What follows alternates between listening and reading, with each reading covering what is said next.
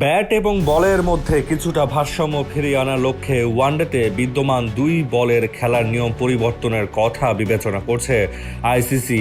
এই সপ্তাহে হারারেতে আইসিসির সভায় ইনিংসের ৩৫তম ওভার থেকে মাত্র একটি বল ব্যবহারের সুপারিশ করা হয়েছে। সৌরভ গাঙ্গুলির নেতৃত্বাধীন আইসিসি পুরুষ ক্রিকেট কমিটির বোর্ডের প্রধান নির্বাহীদের কাছে এই সুপারিশ করেছে। তাদের সুপারিশ অনুযায়ী ফিল্ডিং দলকে ৩৪তম ওভারের পরে কোন বলটি দিয়ে খেলতে চান তা নির্বাচন করার সুযোগ দেওয়া হবে।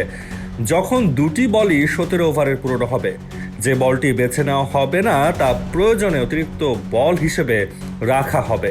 ক্রিকেট কমিটি ২৫ ওভারের পর বল পরিবর্তনের কথা আগেই ভেবেছিল, কিন্তু কমিটির মধ্যে খুব বেশি সমর্থন পাওয়া যায়নি।